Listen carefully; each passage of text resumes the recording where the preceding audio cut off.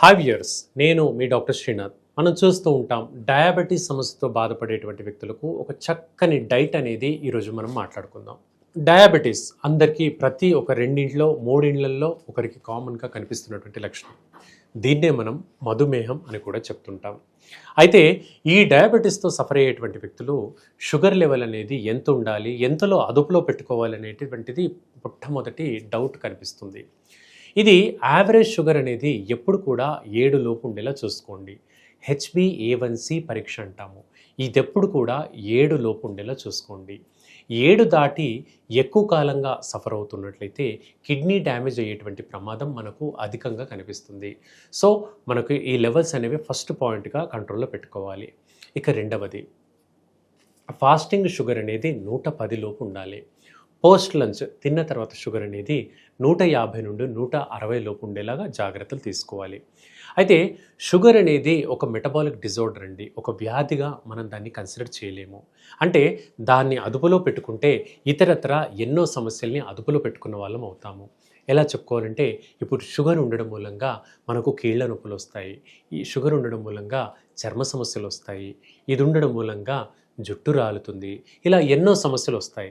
కాబట్టి ప్రతిదానికి ఒక మందు అంటూ మనం మేనేజ్ చేసుకోలేము. డయాబెటీస్ని అదుపులో పెట్టుకునేటువంటి మార్గాన్ని చేయాలి. వీటికి సంబంధించినటువంటి అంశాల్లో ప్రధానంగా మనం తీసుకునేటువంటి ఆహారంలో ఎక్కువగా కూర శాతం అధికంగా ఉండేలా చూసుకోవాలి. అంటే కర్రీస్, లీఫీ వెజిటబుల్స్ కానివ్వండి, పప్పు దినుసులు కానివ్వండి, అది ఏదైనా మనం తీసుకునే కర్రీ ఏదైనప్పటికీ కూడా అది కొంచెం ఎక్కువ మోతాదులో ఉండాలి.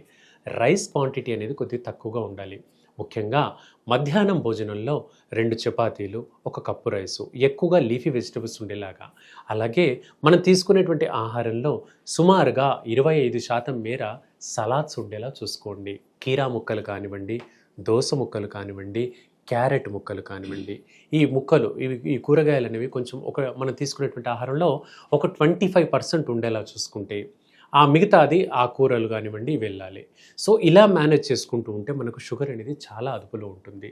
మనం చూస్తూ ఉంటాం, చాలామంది ఇన్సులిన్ తీసుకుంటూ ఉంటారు, అలాగే మాత్రలు కూడా మింగుతూ ఉంటారు. ఇన్సులిన్ తీసుకున్నప్పటికీ కూడా మాకు షుగర్ అదుపులో లేదండి అని బాధపడుతుంటారు.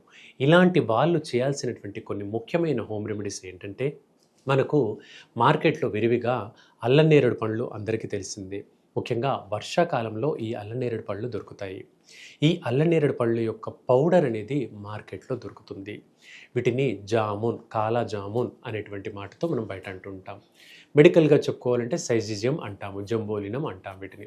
ఇప్పుడు మనం ఈ ఈ ఈ అల్లనేరేడు పళ్ళు యొక్క పౌడర్ని ప్రతిరోజు పరగడుపున 1 టీ స్పూను 1 గ్లాసుడు మంచినీళ్ళలో వేసుకొని డైరెక్ట్ తాగడం అనేది మంచిది. దీనివల్ల ర్యాండమ్గా షుగర్ లెవెల్స్ అనేవి అదుపులోకి వస్తాయి.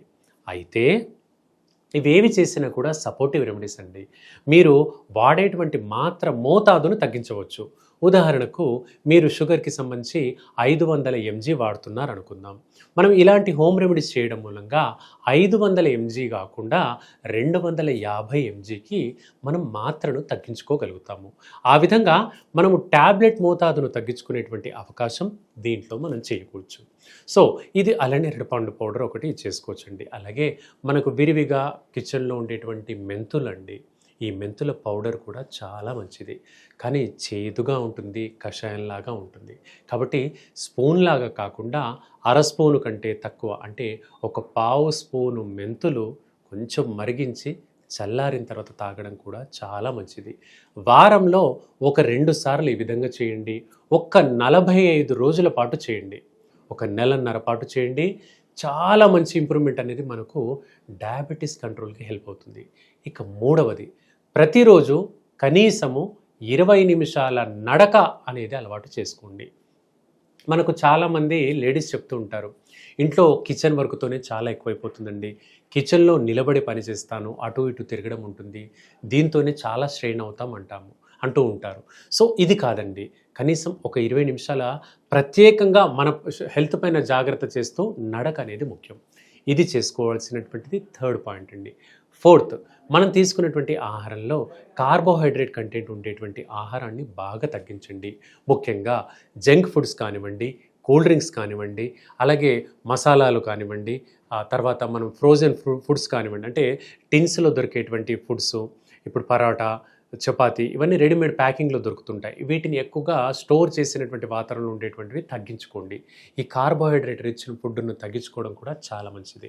లాస్ట్ పాయింట్, ఇది ఎక్కువగా మనకు షుగర్ అదుపులో లేని వ్యక్తులకు గ్యాస్ట్రిక్ డిజార్డర్ అనేది చాలా కామన్‌గా కనిపిస్తుంది. సో, గ్యాస్ట్రిక్ డిజార్డర్ రాకుండా ఉండాలంటే రాత్రి భోజనం చేయగానే వెంటనే పడుకోవద్దండి. కనీసం ఒక 100 అడుగులు నడిచిన తర్వాత పడుకోండి. తద్వారా షుగర్ లెవెల్స్ అనేవి అదుపులోకి వస్తాయి. కాంప్లికేషన్స్ ఏవి కూడా మనం రాకుండా కాపాడుకోవచ్చు. ఇవ్వండి ఈరోజు టాపిక్. ఇంకా మరిన్ని వీడియోస్ కోసం ప్లీజ్ వాచ్ మనం టీవీ. Thank you.